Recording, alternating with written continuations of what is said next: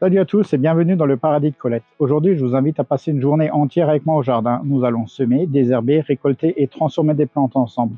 Avec l'hiver qui approche, il est essentiel de bien préparer le jardin pour les mois à venir.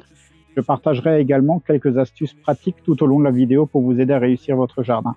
Que ce soit dans la serre ou en extérieur, cette journée nous réserve plein de conseils pour un jardin épanoui et productif.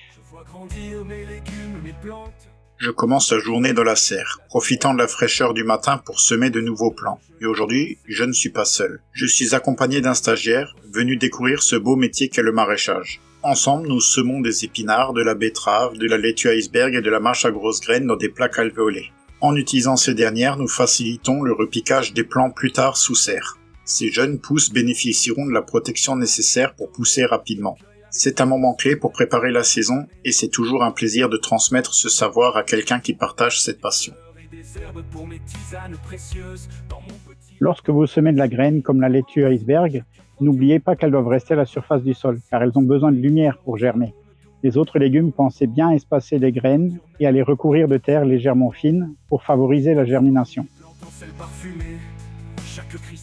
Les carottes sont bien protégées sous ce wall P17, mais cela ne veut pas dire qu'elles sont à l'abri des plantes indésirables ou, comme on les appelle communément, les mauvaises herbes. Pour garantir la santé et le bon développement de mes carottes, je dois m'assurer de retirer toutes ces concurrentes. Le désherbage est une tâche essentielle qui aide à réduire la compétition pour les nutriments et l'eau. Je m'assure de retirer toutes ces plantes avant que la chaleur de la serre ne devienne trop intense. En les retirant à la main, je fais attention de ne pas déranger les racines des carottes, surtout si elles sont encore jeunes.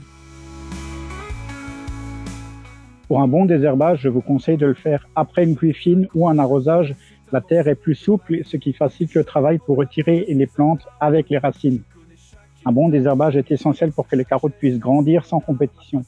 Vous voyez que certaines mauvaises herbes commencent à monter en graines, agissez vite, car cela pourrait entraîner encore plus de plantes indésirables pour plus tard. Pensez à bien désherber régulièrement, c'est le secret d'un jardin sain. Chaque jour je crée, je donne le meilleur de mes mains. L'après-midi, une autre tâche m'attend, récolter des graines de carottes sauvages. Ces graines ne sont pas seulement bonnes pour le semis, mais je vais les faire sécher pour une future transformation. Elles feront un excellent macérat huileux que j'utiliserai plus tard pour des soins maison. Ce cycle complet de la graine à la transformation est ce qui rend le jardinage si gratifiant. Je connais chaque étape, je maîtrise chaque geste. Pour récolter les graines de carottes sauvages, attendez que les ombelles soient bien sèches et que les graines soient bien brunes. Je coupe directement toutes les ombelles sèches dans le jardin. Une fois que j'ai fini de les rassembler, je les égrène sur une table, puis je les fais sécher complètement dans un endroit sec et bien aéré.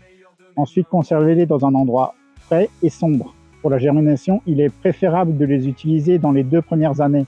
Et si vous comptez faire un macérat, assurez-vous que les graines soient bien sèches avant de commencer. Chaque flacon, chaque pot, c'est un morceau de ma vie. Du champ au labo, je suis en harmonie.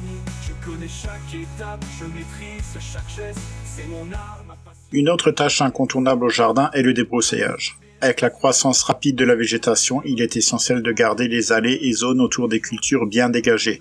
En utilisant ma débroussailleuse, je peux facilement éliminer les herbes hautes et broussailles qui pourraient étouffer mes plantes.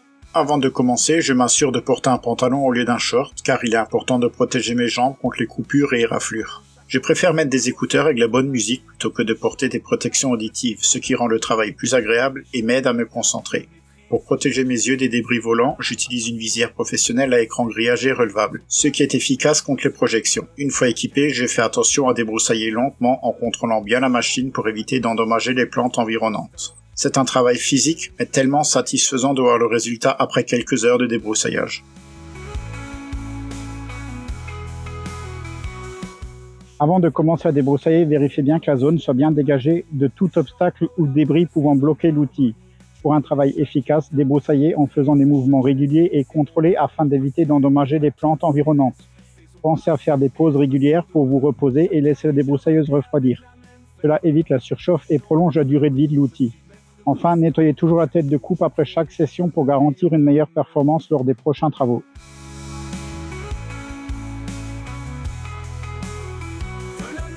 Et voilà, c'est déjà la fin de cette journée au jardin. J'espère que vous avez apprécié le moment passé ensemble et que les astuces partagées vous seront utiles. Si vous voulez continuer à suivre mes aventures et apprendre plus de trucs et astuces pour votre jardin, n'oubliez pas de vous abonner à la chaîne, d'activer la petite cloche pour ne rater aucune vidéo et bien sûr, laissez un pouce bleu si cette vidéo vous a plu. À très bientôt dans le paradis de Colette. Ciao!